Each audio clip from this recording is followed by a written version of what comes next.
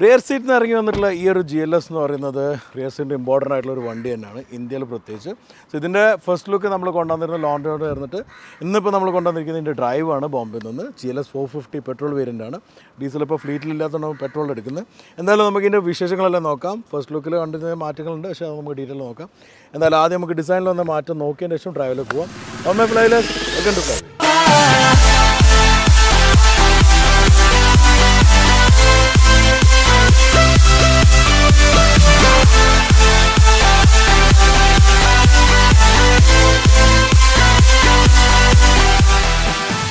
Mercedes Benz GLSനെയാണ് അവരുടെ flagship SUV ആയിട്ട് വിളിക്കുന്നത്.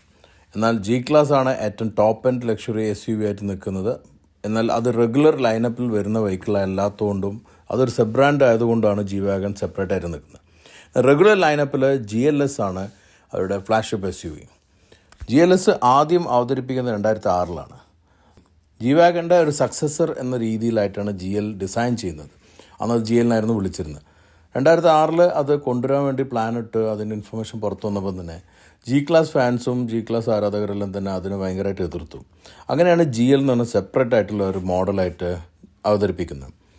ഈ GL ആണെങ്കിൽ സാധാരണ മെർസിഡീസിൻ്റെ റെഗുലർ കാർ ലൈനപ്പിൽ പോലെ ജർമ്മനിയിലായിരുന്നില്ല നിർമ്മിച്ചിരുന്നത്. അവരുടെ തന്നെ USA അൽബാമ പ്ലാന്റിൽ നിന്നാണ് GL നിർമ്മിച്ചിരുന്നത്. GLൻ്റെ മുന്നേ ഉണ്ടായിരുന്ന ML, അതായത് ഇന്നത്തെ GL-യും അവിടെ നിന്ന് തന്നെയാണ് നിർമ്മിച്ചിരുന്നത്. ഈ MLൻ്റെ പ്ലാറ്റ്ഫോം തന്നെ ഷെയർ ചെയ്തിട്ടാണ് ആക്ച്വലി GLSും അവതരിപ്പിക്കുന്നത്. ഫസ്റ്റ് ജനറേഷൻ GL മുതൽ തന്നെ 3 row സീറ്റായിട്ടുള്ളൊരു SUV ആയിട്ടാണ് GLS വന്നിട്ടുള്ളത്. X164 എന്ന് പറയുന്ന 2006 അവതരിപ്പിച്ചുള്ള GL G-Classനെ പോലെ തന്നെയുള്ള ഓഫ് റോഡ് ഫീച്ചേഴ്സ് ഉണ്ടായിരുന്നു. 3 ഡിഫറൻഷ്യൽ ലോക്കിന് പുറമെയുള്ള എല്ലാ ഫീച്ചേഴ്സും അവൈലബിൾ ആയിരുന്നു. അതിൻ്റെ പുറമെ ലിഫ്റ്റ് ചെയ്യാനുള്ള ഓപ്ഷൻ ഉണ്ടായിരുന്നു. അന്ന് അതൊരു വലിയ ഹൈലൈറ്റ് ആയിരുന്നെങ്കിലും പിന്നീട് ഏതൊരു SUV കസ്റ്റമറെ പോലെ തന്നെ GLൻ്റെ കസ്റ്റമേഴ്സ് ആണെങ്കിലും ഓഫ് റോഡ് പോകുന്ന എണ്ണം വളരെ കുറവാണ്. അതുകൊണ്ട് തന്നെ പിന്നീട് ഓഫ് റോഡ് പാക്കെല്ലാം തന്നെ ഓപ്ഷണലായിട്ടാണ് അവൈലബിൾ ആയിരുന്നത്. രണ്ടാം തലമുറയായിട്ടുള്ള X166ൻ്റെ ഫേസ് ലിഫ്റ്റിലാണ് GLS എന്ന പേര് ലഭിക്കുന്നത്. ഇതിലാണെങ്കിൽ GLSൻ്റെ 63 എന്ന AMG വേരിയൻറ്റും അവതരിപ്പിച്ചിരുന്നു. മൂന്നാം തലമുറ മോഡൽ X167 2019-ലാണ് അവതരിപ്പിക്കുന്നത്. ഇത് ഇന്ത്യയിൽ അവതരിപ്പിക്കുമ്പം അന്ന് കോവിഡ് ടൈമാണ്. അന്ന് ലോക്കൽ ലോഞ്ചുകളായിരുന്നു നടന്നത്. കേരളത്തിൽ GLSൻ്റെ ലോഞ്ച് ചെയ്തിരുന്ന ഞാനായിരുന്നു എന്നുള്ള സന്തോഷം ഞാൻ ഇവിടെ പങ്കിടാണ്. ഈ ഒരു GLS ആക്ച്വലി വലുപ്പം കൂടുകയും കുറേ കൂടിയും S-Classൻ്റെ എലമെൻറ്റ്സ് കൊണ്ടുവരികയും ചെയ്തിട്ടുണ്ട്. പുതിയ തലമുറ GLS വന്നതോടുകൂടിയിട്ട് 3 സബ് ബ്രാൻഡുകളിൽ GLS അവതരിപ്പിച്ചു. മെർസിഡീസ് ബെൻസും AMGയും അതുപോലെ തന്നെ മൈബാക്കും. ഇന്ന് നമ്മുടെ നാട്ടിൽ മൈബാക്കും നോർമൽ GLSുമാണ് അവൈലബിൾ ആയിട്ടുള്ളത്. AMG ഇന്ത്യയിൽ ഇതുവരെ അവതരിപ്പിച്ചിട്ടില്ല. ഇപ്പം വന്നിരിക്കുന്ന ഈ ഒരു ഫേസ് ലിഫ്റ്റ് എന്ന് പറഞ്ഞാൽ വളരെ മൈൽഡ് ആയിട്ടുള്ളൊരു ഫേസ് ലിഫ്റ്റാണ്. അത് നിങ്ങൾ കണ്ടുവല്ലോ. അതിൽ വന്നിരിക്കുന്ന മാറ്റങ്ങൾ നിങ്ങൾക്ക് കാണാം. പുതിയ GLS പോലെ തന്നെ ഏതൊരു GLSൻ്റെ തലമുറയും ML-ഉമായിട്ട് ഡിസൈൻ പങ്കിട്ടിട്ടാണ് ഇൻറ്റീരിയർ വന്നിട്ടുള്ളത്. പുതിയ GLSലും ആ സിമിലാരിറ്റി നമുക്ക് GL-ലും GLSലും എല്ലാം കാണാം. ഈ ഒരു സിമിലാരിറ്റി വലിയൊരു മാറ്റം വരുത്തിയിട്ടില്ല ഫേസ് ലിഫ്റ്റിൽ. ഇന്ത്യയിൽ പ്രത്യേകിച്ച് വന്നിരിക്കുന്ന വ്യത്യാസം എന്ന് പറയുന്നത് ആകെ ട്രിമ്മിൽ വന്നിരിക്കുന്ന മാറ്റമാണ്. പ്രത്യേകിച്ചും ആ വുഡ് ട്രിം മുമ്പുണ്ടായിരുന്ന ഓപ്പൺ പോർ വുഡാണെങ്കിൽ ഇപ്പം ലാക്കർ ഫിനിഷോട് കൂടി വന്നിരിക്കുന്ന ക്ലാസിക് വുഡാണ് വന്നിരിക്കുന്നത്. ഇതിന് പുറമെ സീറ്റിൽ ലെതർ അപ്പോളസ്ട്രിയുടെ കളർ ഓപ്ഷൻസും കൂട്ടിയിട്ടുണ്ട്. MBUXൻ്റെ ഫീച്ചർ അപ്ഡേഷനാണ് പിന്നെ കാര്യമായിട്ടുള്ളത്. അല്ലാതെ മേജറായിട്ടുള്ള ചേഞ്ചസ് ഒന്നും ഇൻറ്റീരിയറിൽ വരുത്തിയില്ല. എന്നാൽ ഒരു കാര്യം എനിക്ക് മെൻഷൻ ചെയ്യാനുള്ളത്, ഇന്ത്യയിൽ വന്നിരിക്കുന്ന ഈ GLSൻ്റെ ഇൻറ്റീരിയറിനേക്കാളും കുറച്ചുകൂടെ പ്രീമിയം ആയിട്ടുള്ള ഇൻറ്റീരിയർ ഓപ്ഷൻസ് പുറത്ത് അവൈലബിൾ ആണ്. അതിൽ അതേപോലെ തന്നെ സെക്കൻഡ് റോയിൽ ക്യാപ്റ്റൻ സീറ്റുകളും ലഭിക്കുന്നുണ്ട്. ഇന്ത്യയിൽ അത്രയും ഫീച്ചേഴ്സ് അവതരിപ്പിക്കാത്ത കാരണമായിട്ട് എനിക്ക് തോന്നിയിട്ടുള്ളത് തൊട്ടുമേലെ മൈബാക്ക് പ്ലേസ് ചെയ്തതുകൊണ്ടായിരിക്കാം. അതുകൊണ്ട് തന്നെ അത്രയും ഫീച്ചേഴ്സും എക്സ്ക്ലൂസീവ്നെസ്സും വേണ്ടവർ മൈബാക്കാണ് എടുക്കുന്നത്. അതിൻ്റെ ഏറ്റവും വലിയ ഉദാഹരണമാണ് നമ്മുടെ സെലിബ്രിറ്റി സർക്കിളും ബോളിവുഡിലാവട്ടെ മോളിവുഡിലാവട്ടെ ഏറ്റവും ഫേവറേറ്റ് ചോയ്സായിട്ട് മാറിയിരിക്കുകയാണ് ഇപ്പം മൈബാക്ക് GLS. GLS വന്ന മാറ്റങ്ങൾ എന്തൊക്കെയാണെന്ന് നിങ്ങൾ കണ്ടല്ലോ. GLS എങ്ങനെ ആയി എന്നുള്ളത്. ഇപ്പം വന്നിരിക്കുന്ന മാറ്റം എന്ന് പറഞ്ഞാൽ ഫേസ് ലിഫ്റ്റ് വന്ന മാറ്റം മെയിൻലി ഈ ഒരു 4 സ്ലാക്ക് വന്നിരിക്കുന്ന ഗ്രില്ലാണ്. ഗ്രില്ലിൻ്റെ പോർഷൻ ഒന്ന് വലുതായിട്ടുണ്ട്. ലൈറ്റെല്ലാം റിമെയിൻ ചെയ്യും. പലരും എന്നോട് ചോദിച്ചു ലൈറ്റിൽ മാറ്റേണ്ട ഇല്ല. ആ 3 ഡോട്ട് വരുന്ന S-Class എലമെൻറ്റ് ഇവിടെ മാറിയിട്ടുണ്ട്. ഇതൊരു ഡമ്മി ആണെങ്കിലും ഒന്നുമില്ല. ഈ ഒരു ഡിസൈനും പുതുതായിട്ട് വന്നുകൊണ്ട് ചിലപ്പോൾ ഒന്ന് ആക്സെപ്റ്റ് ചെയ്യാൻ സമയം എടുക്കും. പിന്നെ ഈ ക്രോം കില്ലിൻ്റെ അടിയിൽ വന്നിരിക്കുന്ന സ്ട്രേറ്റ് ലൈൻസ് ആണ്. ഇത്രയും മാറ്റമുള്ളൂ. ബാക്കിയെല്ലാം റിമെയിൻ സെയിം. വീല് സെയിമാണ്. സൈഡ് പ്രൊഫൈലിൽ ഒരു മാറ്റം വന്നിട്ടില്ല. റിയറിലാണ് പിന്നെ വന്നിരിക്കുന്ന മാറ്റം. എനിക്കാണെങ്കിൽ എനിക്കാണെങ്കിൽ തൊണ്ടൊക്കെ വയ്യാൻ സുഖമില്ലാത്തതുകൊണ്ടുള്ള ഒരു സൗണ്ടിൻ്റെ പ്രശ്നമുണ്ട്. സോ കൂടുതൽ സ്ട്രെയിൻ എടുക്കുന്നില്ല. റിയറിൽ വന്നിരിക്കുന്ന മാറ്റം നോക്കിയിട്ട് നമുക്ക് ഡ്രൈവിന് പോകാം. സോ റിയറിൽ ഇപ്പോൾ ഈ കാണുമ്പോൾ വലിയ മാറ്റങ്ങളൊന്നുമില്ല. താഴെ ബമ്പറിൽ വരെ വന്നിരിക്കുന്ന സെയിം ഡിസൈനെല്ലാം തന്നെയായിരുന്നു. പക്ഷേ ഈ ഒരു ക്രോം എലമെൻറ്റിൽ കുറച്ചൊരു മാറ്റം വന്നിട്ടുണ്ട്. മെയിനായിട്ട് മാറ്റം ഈ ലൈറ്റിനുള്ളിൽ വന്നിരിക്കുന്ന ക്ലസ്റ്ററാണ്, 3 ഡോട്ട്, അതാണ് ഗ്രാഫിക്കായിട്ട് വന്നിരിക്കുന്നത്. അത് കുറച്ച് അടുത്ത് കാണുമ്പോൾ അതിൻ്റെ ഡീറ്റെയിലിംഗ് മനസ്സിലാവും. വേറെ ചേഞ്ച് ഒന്നും വന്നില്ല. ചേഞ്ച് ഒന്നും വരാതെ തന്നെ അത്യാവശ്യം നല്ലോണം വിറ്റുകൊണ്ടിരുന്ന വണ്ടിയാണ്. അപ്പം ഇനിയും അതങ്ങനെ തന്നെ വിൽക്കുന്നുള്ളൊരു വിശ്വാസം കൊണ്ടായിരിക്കണം അവർ അത്രയും ചേഞ്ചസ് ഒന്നും വരുത്തായിരുന്നു. ഇനി കുറച്ച് മാറ്റങ്ങൾ ഇൻറ്റീരിയറിൽ അത് നമുക്ക് വോയിസ് ഓവറിലൂടെ നോക്കിയിട്ട് എന്തായാലും ഡ്രൈവിന് പോകാം.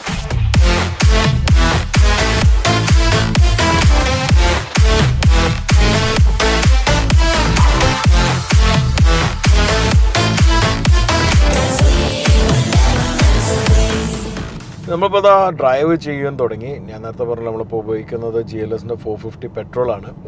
ഡീസലാണ് നമ്മുടെ നാട്ടിലൊരു പ്രോമിനൻറ്റ് മോഡലെന്ന് എനിക്കറിയാം. അപ്പോൾ ഞാൻ ഡീസൽ ഡ്രൈവ് ചെയ്തപ്പോൾ ഇവരുടെ ഫ്ലീറ്റിൽ ഇപ്പോൾ ഡീസൽ വന്നിട്ടില്ല, പെട്രോളാണല്ലോ.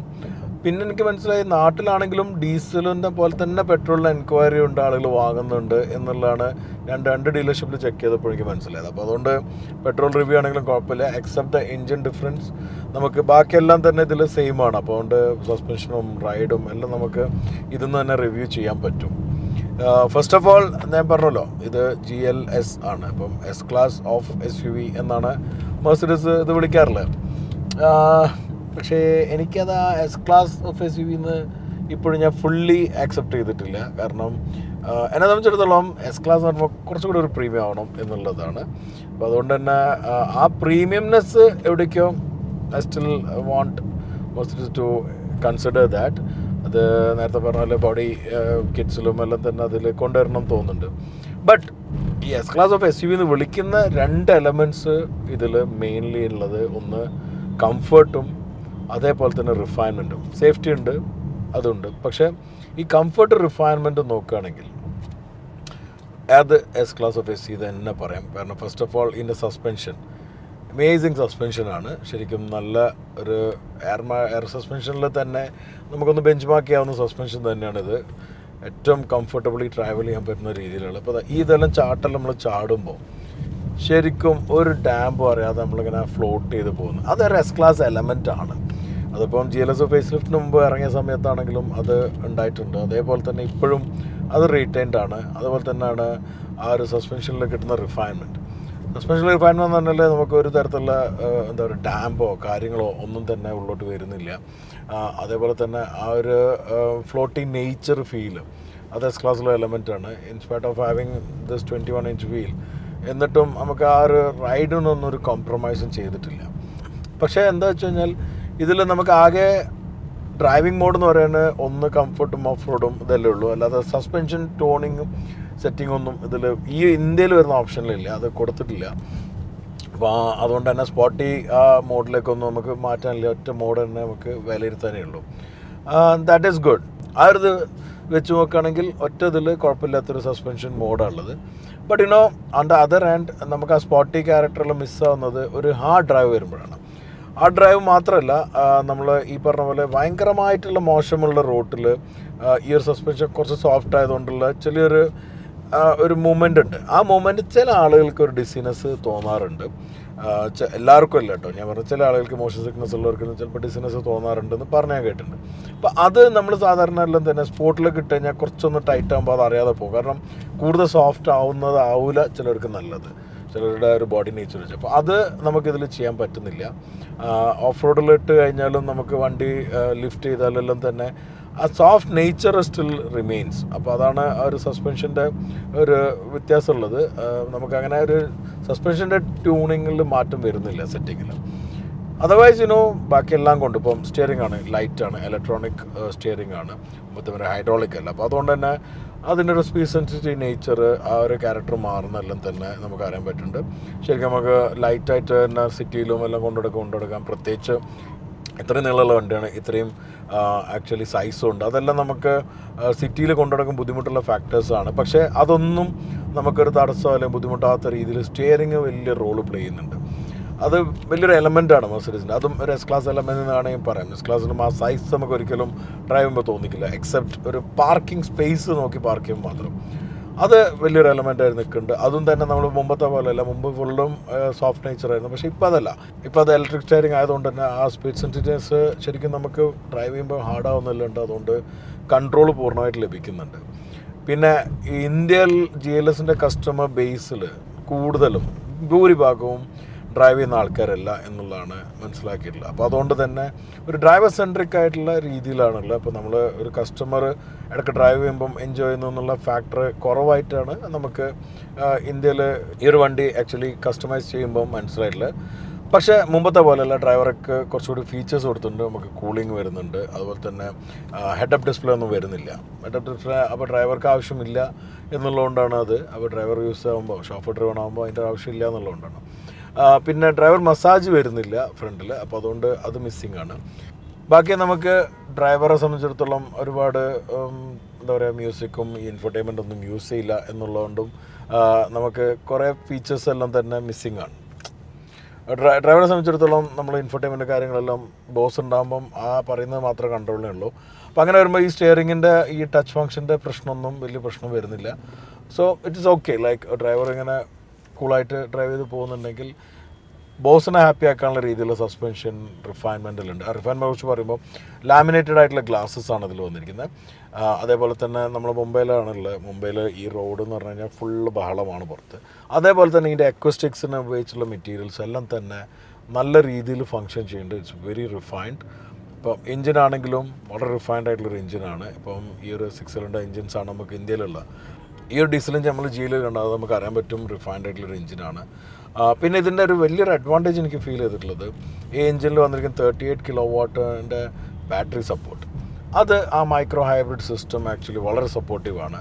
കാരണം വണ്ടി ഇപ്പോൾ നമ്മൾ ഈ ട്രാഫിക്കിൽ നിൽക്കുമ്പം സ്റ്റോപ്പ് ആൻഡ് ഗോ വരുന്ന സമയത്ത് ഒരിക്കലും നമുക്ക് ആ റീസ്റ്റാർട്ട് ചെയ്യുന്നതിൻ്റെ ഒരു ജോക്കോ കാര്യമോ ഈവൻ അറിയുന്നും കൂടെ ഇല്ല. വണ്ടി സ്റ്റാർട്ടാക്കിയാൽ പോലും നമുക്ക് ഇനീഷ്യലി അറിയുന്നില്ല വണ്ടി സ്റ്റാർട്ടാണെന്ന്. അത്രയും സ്മൂത്തായിട്ടുള്ളത്, ഓഫ് ആവുക ഓൺ ആയി ചെയ്യുന്നതിൻ്റെ ജോക്കോ കാര്യമൊന്നും വരുന്നില്ല. So those things are really sorted. അത് വലിയൊരു എലമെൻ്റ്. അപ്പം നമ്മളിതിപ്പോൾ പോണ റോഡ് തന്നെ തീരെ ഈവൺ ആയിട്ടുള്ള റോഡല്ല, ഭയങ്കര അൺഈവൺ ആയിട്ടുള്ള റോഡ്. ബോംബെയിലൊരു കാര്യമാണ് അത്, ഇപ്പോൾ പറഞ്ഞിട്ട് കാര്യമില്ല. ബോംബെ വലിയ സിറ്റിയും അമേസിങ് ഇൻഫ്രാസ്ട്രക്ചർ വന്ന റോഡ് സർഫസ് പ്രത്യേകിച്ച് പഴയതിൻ്റെ മേലെ പണിത് അതൊരു അൺഈവണും കാര്യമില്ല. കോൺക്രീറ്റ് ആണെങ്കിലും റഫായിരിക്കും. അവിടെ ശരിക്കും ഈ സസ്പെൻഷൻ്റെ ഒരു കാര്യം ശരിക്കും മനസ്സിലാവും. അപ്പോൾ അതാ ഇവിടെ പുറത്ത് ഈ പോക്ലിൻ ഇത്രയും സൗണ്ട് പുറത്തുണ്ട്, കട്ടാണ് ഉള്ളിൽ. അപ്പോൾ അതാണ് ഞാൻ പറഞ്ഞ റിഫൈൻമെൻറ്റ്. അത് 4 വിൻഡോസിലും ആ ലാമിനേഷനും എല്ലാം കൂടി ചേർന്നിട്ട് അടിപൊളിയായിട്ടുണ്ട്. എന്തായാലും നമ്മളെ ഇന്ത്യയിൽ കൂടുതൽ കസ്റ്റമേഴ്സ്, ഈവൻ കേരളത്തിലാണെങ്കിലും കൂടുതൽ കസ്റ്റമേഴ്സ് ഷോഫർ ഡ്രൈവർ ആകുമ്പം ബാക്ക് സീറ്റ് ആയിരിക്കും ഉപയോഗിക്കുന്നുണ്ട്. അതുകൊണ്ട് തന്നെ നമുക്ക് ബാക്ക് സീറ്റിൽ ഇരുന്നിട്ടുള്ള റിവ്യൂ കൂടെ നോക്കാം. ഇപ്പം ഞാൻ ബാക്കിൽ കയറിയിരുന്നു. ഇതാണ് നോർമലി ഒരു കസ്റ്റമറെ പോയിൻ്റ് ഓഫ് വ്യൂവിൽ ഇരിക്കുന്ന ഒരു സീറ്റ്, ഡ്രൈവർ ഓപ്പോസിറ്റ്. ആൻഡ് ഇങ്ങനെ ഇരിക്കുമ്പോൾ ഇതിപ്പോൾ സാധാരണ ഒരു SUVകളിൽ ലക്ഷറി SUVകളിൽ കിട്ടാവുന്നൊരു സ്പേസ് തന്നെ ഇതിലുണ്ട്. അത്യാവശ്യം നല്ലൊരു സ്പേസാണിത്. ഇപ്പോൾ നമ്മൾ സാധാരണ ഒരു ഈ ഒരു സെഗ്മെൻ്റ് ഓഫ് SUV പറയുകയാണെങ്കിൽ X7 ഉണ്ട്. X7 അല്ലാതെ നമുക്ക് പിന്നെ കൗണ്ട് ചെയ്യാവുന്നത് Q7 അല്ലായിരിക്കും. പക്ഷേ ആക്ച്വലി ഞാൻ കാണുകയാണെങ്കിൽ X7ഉം GLS ആണ് ഒരേ കാറ്റഗറിയിൽ വരുന്നത്. Q7എല്ലാം അതിൻ്റെ ഒരു തൊട്ട് താഴെയുള്ള കാറ്റഗറിയിലാണ് ആക്ച്വലി വരുന്നത്. ഇത്രയും സ്പേസ് തന്നെ ധാരാളമാണ് നോർമൽ കേസിൽ. എന്നാൽ നമുക്ക് ഈ സ്പേസ് ഇനി കൂട്ടാൻ പറ്റും 2 തരത്തിൽ. ഒന്ന്, നമുക്ക് ഈ സീറ്റ് കുറച്ചുകൂടി റിക്ലൈൻ ചെയ്യാം. ഇത്രയും റിക്ലൈൻ ചെയ്തു. അപ്പോൾ ഏകദേശം 30 ഡിഗ്രി ആയിട്ടുണ്ട്. ഇനി പിന്നോട്ടൊക്കെ ആക്കാനും പറ്റും. കുറച്ച് പിന്നോട്ടാക്കിയിട്ടുണ്ട്. ഇത്രയും പിന്നോട്ടാക്കി വെച്ചിട്ട് എനിക്ക് നല്ല സ്പേസ് ഉണ്ട്, നല്ല സ്ക്രീൻ കാണുന്നുണ്ടെല്ലാം ഉണ്ട്. പക്ഷേ ഇതൊന്നും പോരെങ്കിൽ ഈ ബട്ടൺ വെച്ചിട്ട് ഫ്രണ്ടിലെ സീറ്റ് കൺട്രോൾ ചെയ്യാം. അത് നമ്മൾ സാധാരണ കാണുന്ന ഒരു എക്സിക്യൂട്ടീവ് സീറ്റ് പോലെയല്ല, ബിസിനസ് ക്ലാസ് സീറ്റ് പോലെ. എന്നാൽ പോലും നമുക്കത് ഫ്രണ്ടിലേക്ക് ആക്കാനും ഫോൾഡ് ചെയ്യാനും പറ്റും. ഞാൻ എത്രയും ഫ്രണ്ടിലേക്ക് ആക്കിയപ്പോൾ തന്നെ നല്ല സ്പേസ് ഉണ്ട്. കൂടുതൽ ഞാൻ ഫോൾഡ് ചെയ്യുന്നില്ല, കാരണം ഫോൾഡ് ചെയ്തിട്ട് ഡ്രൈവറിനൊരു അൺകംഫർട്ട്നെസ് ഒന്നും വരേണ്ട കാര്യമില്ല. ഇപ്പോൾ അങ്ങനെ ആക്കി വെച്ച് കഴിഞ്ഞാൽ നമുക്ക് സ്ക്രീനെല്ലാം നമ്മളെ രീതിയിൽ അഡ്ജസ്റ്റ് കഴിഞ്ഞാൽ നല്ല വ്യൂ കിട്ടുന്നുണ്ട്. ഫ്രണ്ടിൽ ആളില്ലെങ്കിൽ നമുക്ക് ഇങ്ങനെ കംഫർട്ടബിളി പോകാൻ പറ്റും. പോകുന്ന സമയത്ത് സ്ക്രീനെല്ലാം ശരിക്കും സ്ക്രീനിലുള്ള വീഡിയോസ് എല്ലാം കണ്ട് ആസ്വദിച്ച് പോകാൻ പറ്റും. അത് നമുക്ക് പല രീതിയിൽ കൺട്രോൾ ചെയ്യാം. അതൊന്ന് നമുക്കിവിടെ ടച്ചിൽ തന്നെയാണ്. രണ്ടാമത്തത് ഈ ഒരു ടാബ്ലറ്റ്. ഇത് ടാബ്ലറ്റ് ഉള്ളത് സാംസങ്ങിൻ്റെ ടാബ്ലറ്റാണ്. ഇതിൽ നമുക്ക് ഈ ഒരു സ്ക്രീൻ കൺട്രോൾ ചെയ്യാൻ പറ്റും. അതേപോലെ തന്നെ ആ സ്ക്രീൻ കൺട്രോൾ സെലക്ട് ചെയ്യാനുള്ള ഓപ്ഷൻ ഇവിടെ റൈറ്റോ ലെഫ്റ്റോ സ്ക്രീൻ എന്നുള്ളത് സെലക്ട് ചെയ്യാം. സെലക്ട് ചെയ്തതിനാൽ ഒരുവിധം എൻഫർടൈൻമെൻറ്റ് സിസ്റ്റംസിലുള്ള എല്ലാ കൺട്രോൾ, മീഡിയ ആണെങ്കിലും അതുപോലെ തന്നെ നമ്മളെ സീറ്റ് കൺട്രോൾ ആണെങ്കിലും എല്ലാം നമുക്കിതിൽ തന്നെ കൺട്രോൾ ചെയ്യാൻ പറ്റുന്നുണ്ട്. റേഡിയോ കൺട്രോൾ ചെയ്യാം, നാവിഗേഷൻ ചെയ്യാം. ഇതെല്ലാം നമുക്ക് ഡ്രൈവർക്ക് ബുദ്ധിമുട്ടില്ലാത്ത രീതിയിൽ ചെയ്യാൻ പറ്റും. ചെയ്ത് കഴിഞ്ഞാൽ അത്യാവശ്യം നല്ല രീതിയിൽ മ്യൂസിക് എൻജോയ് ആവുന്ന തരത്തിലുള്ള ഒരു ബെർമസ്റ്റൺ സൗണ്ട് സിസ്റ്റമാണ് ഇതിലുള്ളത്. പിന്നെ പ്രൈവസി വേണമെന്നുണ്ടെങ്കിൽ ഇപ്പോൾ ഇങ്ങനെ ഒരു ഘട്ടത്തിൽ അല്ലെങ്കിൽ പുറത്തുള്ള വ്യൂ നമ്മൾ ഉള്ളോട്ട് കയറാതിരിക്കാൻ, പക്ഷേ നമുക്ക് ഉള്ളിൽ നിന്ന് പുറത്തേക്ക് കാണാവുന്ന രീതിയിലുള്ള ഇലക്ട്രിക്കലി ഫോൾഡ് ചെയ്യാവുന്ന ബ്ലൈൻഡ് ഉണ്ട്. ഇത് നമുക്ക് അപ്പ് ചെയ്ത് വെച്ച് കഴിഞ്ഞാൽ പ്രൈവസി കിട്ടും. മേലുള്ള സൺറൂഫിൻ്റെ, അതായത് പാനോറമിക് സൺറൂഫിൻ്റെ സ്ക്രീൻ നമുക്ക് ഇവിടെ ബട്ടണിൽ ഓപ്പൺ ചെയ്യാം. ഇതെല്ലാം തന്നെ ബ്ലൈൻഡ് എല്ലാം തന്നെ സ്ക്രീനിൽ കൺട്രോൾ ചെയ്യാൻ പറ്റും. തുറന്ന് വെച്ച് കഴിഞ്ഞാൽ നല്ല റൂമിനെസ് ആണ്. അതേപോലെ തന്നെ നല്ല ചൂടുള്ള സമയമുണ്ട്. ഞാൻ ഇപ്പോൾ തുറന്ന് കാണിക്കും, പക്ഷേ പിന്നെ ക്ലോസ് ചെയ്യും, ചൂടുണ്ട്. ഇത്രയെല്ലാം കിട്ടിക്കഴിഞ്ഞാൽ നമ്മളൊരു സാധാരണ ലക്ഷറി കാറിൽ കിട്ടുന്ന ഫീൽ തന്നെയാണ് ഉള്ളത്. പിന്നെ പോരാത്തതിന് ഇതിൽ നമുക്ക് ക്ലൈമറ്റ് കൺട്രോൾ, അപ്പോൾ ഇത്രയും നിൽക്കുന്നുണ്ട്. തേർഡ് റോ സീറ്റിലേക്ക് ആ സൺറൂഫ് വരുന്നില്ല. X7 അതൊരു പീസ് ബാക്കിലേക്ക് കിടക്കുന്നത് കാണാം, ഇതിൽ വരുന്നില്ല.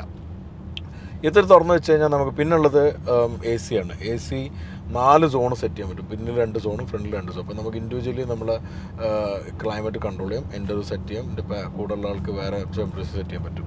അപ്പോൾ ഇത്രയെല്ലാം സെറ്റ് ചെയ്ത് കഴിഞ്ഞാൽ വളരെ ലക്ഷൂറിയസ് ആയിട്ടുള്ളൊരു ഡ്രൈവ് നമുക്ക് ചെയ്യാൻ പറ്റും. ആ റൈഡിന് ഗുണം ചെയ്യുന്ന രീതിയിലുള്ള ഒരു കുഷൻ ഉണ്ട്. ഇതും കൂടെ വരുമ്പം സാധാരണ വളരെ റിലാക്സ് ചെയ്ത് പോകാനുള്ള ഒരു ഓപ്ഷനാണ് ഇതിലുള്ള. ബേസിക്കലി നമ്മൾ സാധാരണ ഇങ്ങനത്തെ ഒരു വണ്ടി ഉപയോഗിക്കുന്ന മിക്കവാറും ചില ബിസിനസ്സുകാരായിരിക്കും, സെലിബ്രിറ്റീസ് ഉണ്ടാവാം, അതുപോലെ തന്നെയുള്ള ഹൈ പ്രൊഫഷണൽസ് എല്ലാം ഉണ്ടാവും. ഇവർക്കെല്ലാം വേണ്ടത് ഈ വണ്ടിയിലിരുന്ന് പോകുമ്പം ഒരു റിലാക്സേഷനാണ്. ആ റിലാക്സേഷൻ കിട്ടുന്ന രീതിയിൽ തന്നെയാണ് സസ്പെൻഷൻ ആണെങ്കിലും നേരത്തെ ഞാൻ പറഞ്ഞ പോലെ റിഫൈൻമെൻ്റ് ആണെങ്കിലും എല്ലാം വരുന്നത്. അതിന് ആഡ് ഓൺ ചെയ്യുന്ന രീതിയിലുള്ള എക്യുപ്മെൻറ്റ്സും ഫീച്ചേഴ്സാണ് റിയറിലുള്ളത്. 2 കപ്പ് ഹോൾഡർ ഇവിടെ വരുന്നുണ്ട്. അതുപോലെ തന്നെ സീറ്റ് നമ്മൾ ഫോൾഡ് ചെയ്ത് വെച്ചാൽ ഹാൻഡ് റെസ്റ്റ് ആയിട്ടുണ്ട്. അതിന് ഇൻഡക്ഷൻ ചാർജിങ് വരുന്നുണ്ട്. അതുപോലെ ഇവിടെ ചെറിയൊരു സ്പേസ് നമുക്ക് വേണമെങ്കിൽ വാളറ്റെല്ലാം വെക്കാവുന്നുണ്ട്. ഇതിൻ്റെ പുറമെ ഫോൺ ഇവിടെ വെക്കാവുന്ന ഒരു ഓപ്ഷനുണ്ട്. അതും നമുക്ക് ഒരു ഹാൻഡി ആയിട്ട് നിൽക്കുന്ന രീതിയിലുള്ള. അപ്പോൾ മൊത്തത്തിൽ ഒരു യൂസ്ഫുൾ ആയിട്ടുള്ള കുറേ ഫീച്ചേഴ്സ് വരുന്നുണ്ട്. S-Class ഓഫ് SUV എന്ന് വിളിക്കുമ്പം ആ കംഫർട്ടും സ്പേസും അതുപോലെ തന്നെ റിഫൈൻമെൻ്റ് എല്ലാം നമുക്ക് കിട്ടുന്നുണ്ട്. ഇപ്പം ഇൻഫർടൈൻമെൻറ്റും കിട്ടുന്നുണ്ട്. അപ്പോൾ അതെല്ലാം S-Class ഓഫ് SUV എന്ന് വിളിക്കാവുന്ന കാര്യങ്ങളാണ്. അതുപോലെ തന്നെ ഒരു SUV എന്ന് കണക്കിലെടുത്ത് നോക്കുമ്പോഴുള്ള റിഫൈൻമെൻറ്റ് വെച്ച് നോക്കുകയാണെങ്കിൽ ഈ ഒരു സെഗ്മെൻറ്റിലെ തന്നെ ഏറ്റവും ബെസ്റ്റ് സസ്പെൻഷനാണ് GLSലുള്ളത്. അപ്പോൾ അതെല്ലാം വരുന്ന ഫാക്ടേഴ്സാണ്. ഞാനെന്തായാലും ഇവിടെ ഒന്ന് ക്ലോസ് ചെയ്യാം, അത്യാവശ്യം വെയിലടിക്കുന്നുണ്ട്. ഇനി തേർഡ് റോ സീറ്റാണ് ഉള്ളത്. തേർഡ് റോയിൽ ഞാൻ ഇപ്പോൾ ഇരുന്നിട്ട് യാത്ര ചെയ്തുകൊണ്ട് എക്സ്പ്ലെയിൻ ചെയ്യില്ല, ഇരുന്നുണ്ട് പലപ്പോഴും. അതിൽ മുമ്പത്തെ ഉള്ളത് വന്നതിൽ മാറ്റമൊന്നും വരുന്നില്ല. മുതിർന്ന ഒരാൾക്ക് ഇരിക്കാൻ പറ്റും, യാത്ര ചെയ്യാനുള്ള സ്പേസ് ഉണ്ട്. ഫ്രണ്ടിലെ സീറ്റ് ഇത്ര വെച്ചാൽ തന്നെ നമ്മളായിട്ടുള്ള ആൾക്കാർക്ക് ഇരിക്കാനുള്ള സ്ഥലമുണ്ട്. ഇനി കൂടുതൽ സ്പേസ് വേണമെങ്കിൽ ഇത് കുറച്ച് മുന്നോട്ടേക്ക് ആക്കി വെക്കുകയും ചെയ്യാം. എന്നാൽ പിന്നെ അങ്ങനെ ഇരുന്ന് കഴിഞ്ഞാലും അവിടെ USB-C ചാർജസ് ഉണ്ട്. അതുപോലെ തന്നെ കപ്പ് ഹോൾഡർ വരുന്നുണ്ട്, AC ഇൻലെറ്റ് ഉണ്ട്. പിന്നെ ഗ്രീൻ ഹൗസ് ആണെങ്കിലും അത്യാവശ്യം വലുതാണ്. അപ്പോൾ അതുകൊണ്ട് തന്നെ കംഫർട്ടബിൾ ഇരുന്ന് യാത്ര ചെയ്യുന്നതാണ്. ഞാൻ ചെയ്തിട്ടുമുണ്ട്. അപ്പോൾ അതുകൊണ്ട് ഐ ക്യാൻ ഷോ യു ഇതൊരു പ്രോപ്പർ 7 സീറ്ററാണ്. പിന്നെ ഇതിലൊരു ക്യാപ്റ്റൻ സീറ്റ് വരുന്നില്ല. X7 ഓപ്ഷൻ ഉണ്ട്. ക്യാപ്റ്റൻ സീറ്റ് ഞാൻ വിചാരിച്ച ഫേസ് ലിഫ്റ്റ് കൊണ്ടുവരുന്നത്. പക്ഷേ എനിക്ക് തോന്നുന്നു ഇപ്പോഴും ആ ഒരു എക്സ്ക്ലൂസീവ്നെസ്സും കൂടുതൽ ലക്ഷറിക്കും ഇവരടുത്ത് മാബാക്ക് ഉള്ളതുകൊണ്ടായിരിക്കണം അത് കസ്റ്റമറിന് ഡയലൂട്ട് ആയി പോകാതിരിക്കാം. മാബാക്ക് അവൈലബിൾ ആയതുകൊണ്ട് മാബാക്കിൻ്റെ വേരിയൻറ്റിലേക്കാണ് അതെല്ലാം വരുന്നത്. അപ്പോൾ അതുകൊണ്ട് അങ്ങനെ വേണ്ടവർ അത്രയും ബഡ്ജറ്റ് എക്സ്റ്റെൻഡ് ചെയ്യുകയാണെന്നുണ്ടെങ്കിൽ മാബാക്ക് ഉണ്ട്. ഫുള്ളി റിക്ലൈൻ ചെയ്യാവുന്ന ബിസിനസ് ക്ലാസ് സീറ്റായിട്ട് അടിപൊളി തന്നെയാണ്. പക്ഷേ ഇതൊരു മോശം പറയാനില്ല, ബെഞ്ച് സീറ്റാന്നേ ഉള്ളൂ. ഇൻഡിവിജ്വൽ സീറ്റ് അല്ലാത്ത ഒരു കുറവ് മാത്രമേ എനിക്ക് പറയാൻ തോന്നുള്ളൂ. കംഫർട്ട് വൈസോ യാത്ര ചെയ്യാനുള്ള സൗകര്യങ്ങൾ വെച്ച് വയ്ക്കാൻ ഒന്നും മോശമില്ല. പിന്നെ ഉള്ളൊരു കാര്യം ഞാൻ നേരത്തെ പറഞ്ഞ പോലെ തന്നെ ഈ ഒരു മൂവ്മെൻറ്റിൻ്റെ ആണ്. അത് ചില ആളുകൾക്ക് പ്രശ്നം ഉണ്ടാവാം. ഞാനിന്ന് വരെ അത് അനുഭവിച്ചിട്ടില്ല. പക്ഷേ ഞാൻ അടുത്തുള്ള ആൾക്കാർ യാത്ര ചെയ്യുമ്പോൾ നമ്മൾ GLSലാണെങ്കിലും അങ്ങനത്തെ വണ്ടികളെല്ലാം യാത്ര ചെയ്യുമ്പോൾ ആളുകൾക്ക് ഉണ്ടാകുന്നൊരു മോഷൻ സിക്നസ് ഉണ്ട്. അത് ഒരു ഫാക്ടറാണ്. പക്ഷേ അത് വണ്ടിയുടെ മാത്രം കാര്യമില്ല, ഇൻഡിവിജ്വലും കാര്യമില്ലാണ്. അപ്പോൾ അത് ഒഴിവാക്കണമെങ്കിൽ നമ്മളൊന്ന് ഡ്രൈവ് ചെയ്യുമ്പോൾ ഇനി ശ്രദ്ധിക്കാൻ പറയും ഡ്രൈവറുടെ അടുത്ത്. വല്ലാണ്ട് വലച്ചിലില്ല ഡ്രൈവ് കഴിഞ്ഞാൽ വിൽ ബി ഫൈൻ. പക്ഷേ ഇതാണ് നമ്മുടെ പുതിയ GLS 450യുടെ വിശേഷങ്ങൾ. മേജറായിട്ട് മാറ്റങ്ങളുള്ളത് ഫേസ് ലിഫ്റ്റ് വന്ന മാറ്റങ്ങളായിട്ടുള്ളതല്ലേ ഉള്ളൂ. ബാക്കിയെല്ലാം തന്നെ റിമെയിൻ സെയിം. ഈ ഒരു മാറ്റങ്ങളുണ്ടെങ്കിലും ആ മാറ്റങ്ങൾ നേരത്തെ ഉള്ള ഒരു GLSൻ്റെ ഒരു കാറ്റഗറീനെ ഒന്നുകൂടെ ചെറിയ രീതിയിൽ എൻഹാൻസ് ചെയ്യുന്നുള്ളൂ. ഒരു തരത്തിലും കോട്ടമൊന്നും സംഭവിച്ചില്ല. ഇന്നും നല്ല ഡിമാൻഡുള്ള വണ്ടിയാണ്. നേരത്തെ GLS pre facelift production നിർത്തുമ്പോഴും ഡിമാൻഡിലാണ് നിർത്തിയിരുന്നത്. അപ്പോൾ ആ ഡിമാൻഡ് വിൽ കണ്ടിന്യൂ ആയി ഗൈസ്. കാരണം ഈ ഒരു സെഗ്മെൻറ്റിൽ ഒരുപാട് പ്ലേയേഴ്സിലുള്ള 2 പ്ലേയേഴ്സും അത്യാവശ്യം വെയിറ്റിംഗ് ലിസ്റ്റിലുള്ള വണ്ടികളാണ് X7 ആണെങ്കിലും GLS ആണെങ്കിലും. ഈ രണ്ടെണ്ണത്തിൽ നിങ്ങൾ ഏതായിരിക്കും ചൂസ് ചെയ്യുക എന്നുള്ളത് കമൻറ്റിൽ അറിയാം. അത് ഡിസൈൻ വൈസ് ആണോ, അതല്ല അവർക്ക് ഡിസൈൻ വൈസ് ആണോ, അതല്ല നിങ്ങൾക്ക് ഇതിൻ്റെ ബാക്കിയുള്ള ഫീച്ചർ വൈസ് ആണോ ഈ മോഡൽ സെലക്ട് ചെയ്യേണ്ട കാരണം എന്നല്ലെന്ന് നമ്മളോട് പറഞ്ഞ് നമുക്ക് അറിയാൻ പറ്റും. എന്തെങ്കിലും വീഡിയോ ലൈക്ക് ചെയ്യും ഷെയറും ചെയ്യാം. ഇനി നമ്മളെ ചാനൽ സബ്സ്ക്രൈബ് ചെയ്യാനുള്ളവരോട് മറക്കാതെ സബ്സ്ക്രൈബ് ചെയ്യുക. അടുത്തോണം മറ്റൊരു വണ്ടിയായിട്ട് വിശേഷങ്ങളായിട്ട് തൊണ്ടെല്ലാം ബെറ്ററായിട്ട് കാണുന്നവരെ stay safe and enjoy wheeling.